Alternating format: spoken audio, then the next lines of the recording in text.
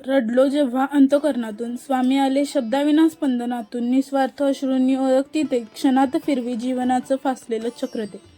श्री स्वामी समर्थ. आपल्याच्या या व्हिडिओमध्ये आपल्या सर्वांचे मनापासून स्वागत. स्वामी महाराजांपुढे रडले पाहिजे का? त्यांना आपले दुःख सांगितले पाहिजे का?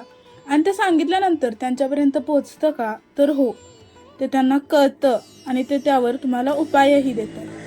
श्री स्वामी समर्थ महाराज हे अंतर्ज्ञानी, सर्वज्ञ व करुणासागर होते. त्यांच्या चरणी जेव्हा एखादा भक्त खऱ्या हृदयाने, दुःखाने व्याकुळ होऊन रडत असे, तेव्हा त्या अश्रूंमध्ये भक्तींची निसंचय श्रद्धा, नम्रता आणि आत्मसमर्पण असायचे.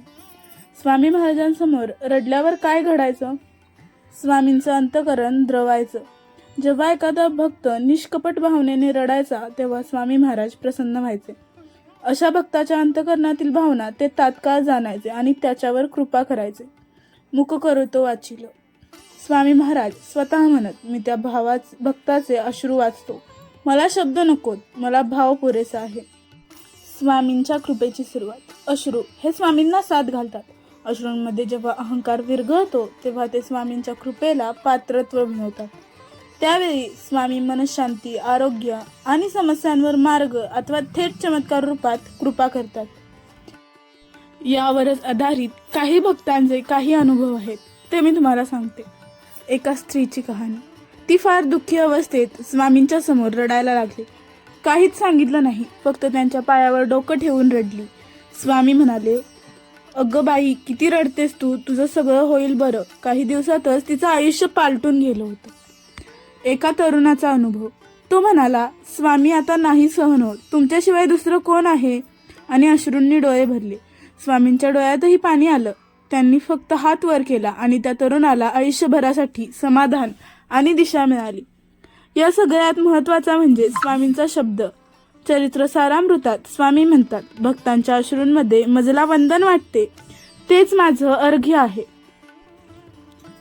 स्वामींसमोर रडावे का? हो, जरूर रडावं, जरूर दुःख सांगावं. पण हे समजून घ्या की स्वामी हे सर्वज्ञ आहेत. त्यांना आपलं दुःख सांगण्याची आवश्यकता नसली तरी आपल्या मनाचा भार हलका करण्यासाठी ते आपल्याला आपुलकीने सांग असं सुचवतात.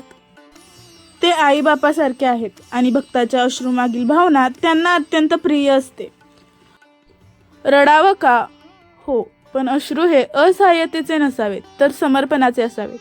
जेव्हा आपण स्वामींना सांगतो की हे माझं दुःख आहे, पण आता ते तुमचं आहे, तेव्हा ते दुःख मुक्त करून सोडतात. अश्रू हे नम्रतेचे आणि आपुलकीचे प्रतीक आहेत. स्वामींच्या चरणांशी एकदा रडलात की मनाची घालमेल जणू वाहून जाते.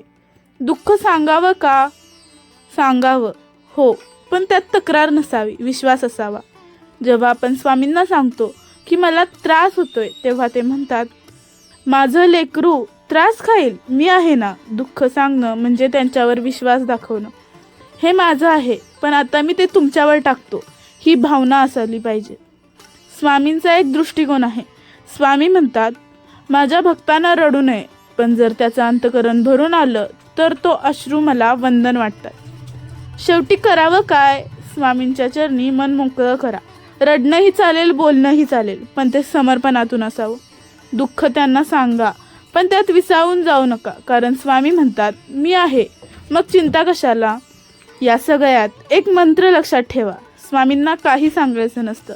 त्यांच्यासमोर शांत बसून डोळे भरून पाहिलं तरी ते सगळं समजून घेतात आणि कृपा करतात. या सगळ्यातून एक निष्कर्ष निघतो, तो म्हणजे स्वामी महाराजांपुढे रडणं म्हणजे अहंकाराचा विसर, भक्तीचा शुद्ध स्वरूप आणि आत्म्याचा आत्म्याशी संवाद. अश्रूंमधून प्रकटलेली शुद्ध भावना स्वामींना फार प्रिय असते, म्हणून अश्रूंचं मूल्य ते जाणतात आणि तेवढ्याच प्रामाणिकतेने ते कृपाही करतात. श्री स्वामी समर्थ. हा व्हिडिओ जर तुम्हाला आवडला असेल तर लाईक, शेअर आणि कमेंट करायला विसरू नका. अशाच नवनवीन माहितीसाठी आपल्या चॅनलला सबस्क्राईब ही नक्की करा. पुन्हा भेटू पुढच्या व्हिडिओमध्ये. स्वामी महाराजांची कृपा आपल्यावर सदैव राहो.